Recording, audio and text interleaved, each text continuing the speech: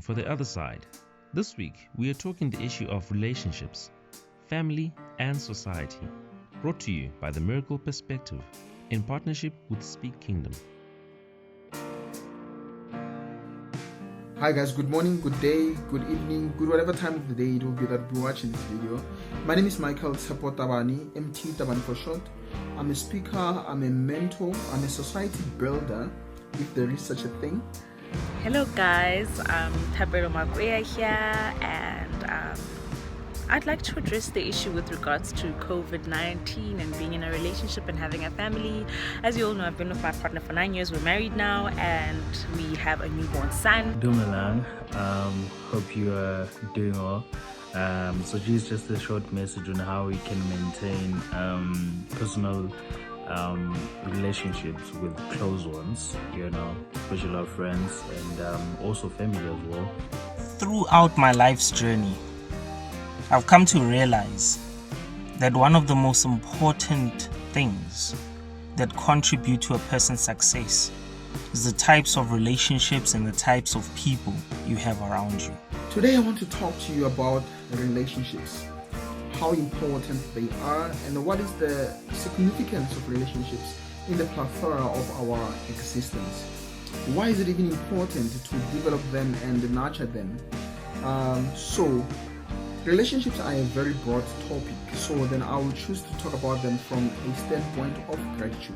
Now, I was raised by a single mother, and through all that pain, the hurt and the struggles, all the challenges that we went through, she made sure in all those tough times, she made sure that number one, she was always around.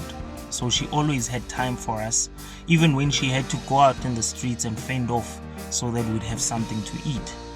There's no day in my life that has passed where I do not look back and think about the contribution that my mother has had in my life and in the life of my brother.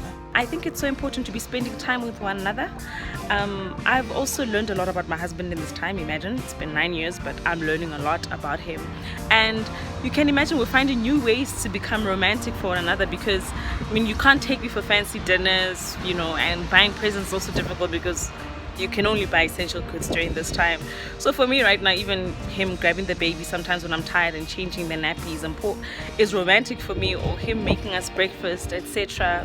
So I think it's also a great time to find ways to love one another and show one another that you love each other when it's just the two of you, no external things coming in, just us and our small acts of service show that we love each other. So one thing that I've done with my friends is that we've created a WhatsApp group. We've always had it, but it's been most effective now, and that's where we're able to share be it's jokes. We love talking about soccer and all those things. This is what we've been able to do in terms of keeping ourselves in touch, and also just to check on the pulse in terms of the studies themselves. And when it comes to family at large, on Sundays, you call one of your relatives that we haven't spoken to in a while, and just to check how they are really doing. It's so important to encourage one another, and also ensure that you create an environment that is filled with hope and filled with faith, as I think it's easy to be discouraged in this moment, and I think all we have is our family since we're under lockdown with them. So I think to ensure that you remain faithful and you remain strong, dwelling on the word of God more than you dwell on the news is also a very important thing. And also just talking to each other, ministering to one another and praying for one another. During this time of COVID-19, what is fortunate for us is that we get to be reminded of the basics of spending time with the people we love. Being able to self-educate, being able to teach and school through homeschooling our children, being able to build and remind each other what's truly important in this dire time that we are facing. I believe we need to be grateful for every relationship that we had, or the ones that we still have. Why? Because there's a saying that goes that we are the sum total of the places that we have been at and the people that we have met. Everything that you are today, the nice parts of your being, you owe that to people that you have met. Even the relationships that we think that they were there to hurt us or to bring the worst out of us, they did serve us in some way. Every relationship that you had, it was serving you in some way. And you can only see the good things or the service that the relationships had for you only when you look at them from a selfless standpoint.